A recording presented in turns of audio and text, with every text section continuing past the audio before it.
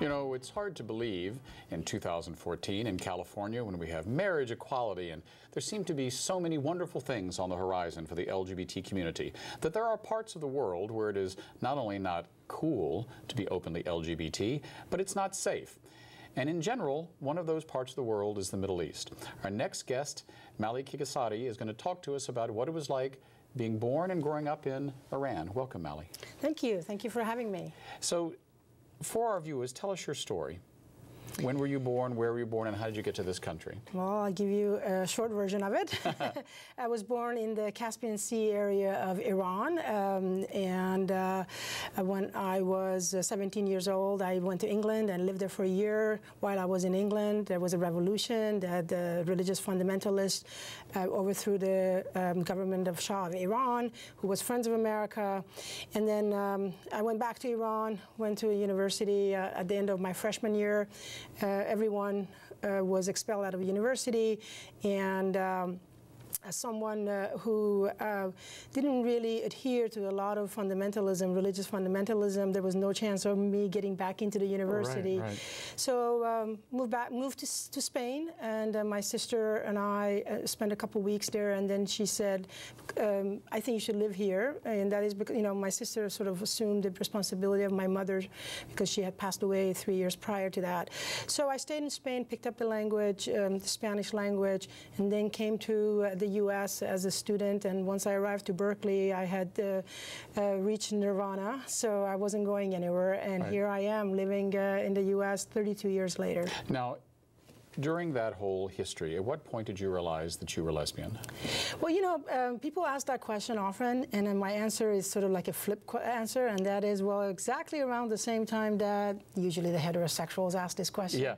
And I said, this is approximately around the same time you realize you're heterosexual. Yeah. So, you know, there is not a specific time. Those of us who have, you know, growing up in Iran, there obviously was a lot of issue about, even during the Shah's time, about how out you can be, but I can recall my cousins. I had two cousins who were lesbians, and my parents were very open. They were, you know, their girlfriends were part of our family. So before the revolution, there wasn't such a huge emphasis on making the LGBTQ members as sort of like an out-group people.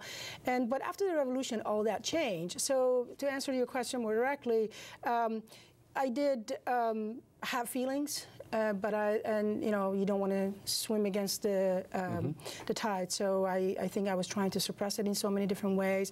And then I think when I was 26, I realized that I should come out and be who I am, and the true person to myself. Right. Now, you are here today speaking to us on behalf of yourself as an individual, but in your work life, you work for? I work for the Equal Employment Opportunity Commission. I am here in my capacity as Mali Kigasari, the individual, and not as the investigator who looks into the allegations of illegal discrimination in the workplace. Now, having said that, you must bring your professional eye to some of the things you read about or see, or I'm sure still are in contact with people in Iran. I am, and I think that one of the things that we try to do as sort of like an older generation of LGBTQ community is that not only we want the folks in the Middle East to know that things will get better, and it's just we are going to be the agent of making it better. We're going to make it better. And how are we going to make it better? By, you know, coming out, making the workplace more equal as much as possible.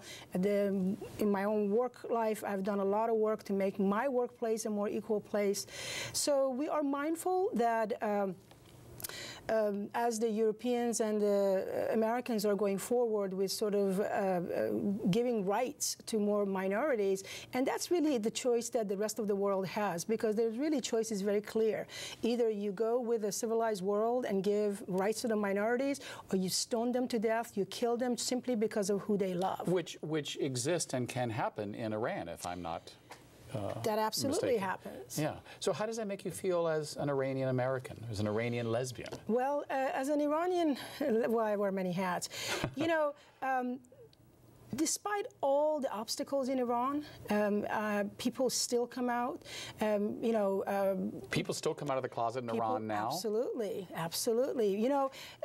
If you have to be true to yourself, even if you live a short life. That's the life that you live according to yourself. And if you decide to live in a lie, you're actually contributing to the lie being expressed.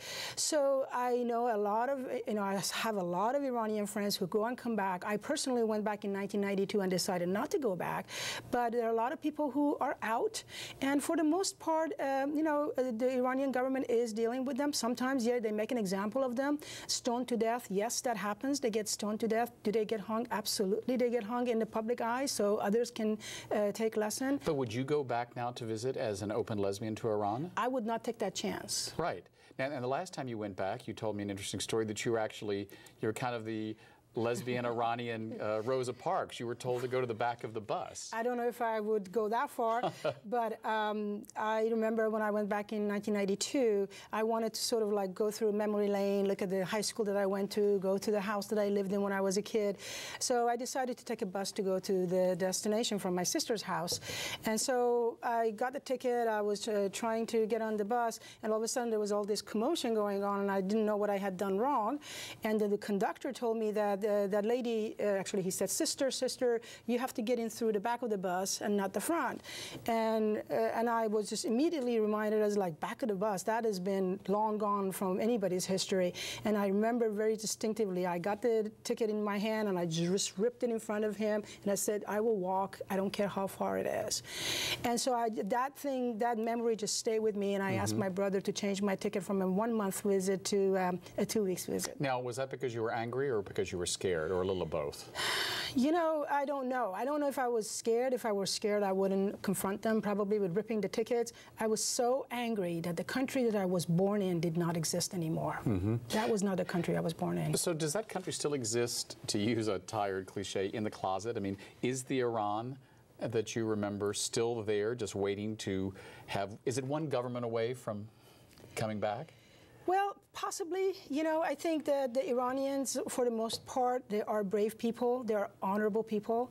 And I think that having to live under a fundamentalist regime has been very difficult, especially for the young generation of people who, through the Twitter and internet and all that stuff, know better. They know that people like me, they're living their lives according to themselves. So you're still in touch with young people in Iran now? Some. I think that I do here. I did an interview a couple of years ago, and I get lots of emails from people, and they, send me emails that they read my interview in Persian, and that, they look up to the day that Iran too can be a land where people can marry their own same-sex loved ones. Well, thank you for being with us and talking to us about what it was like growing up in Iran, and hopefully we'll all live to see that Iran. All right, thank you.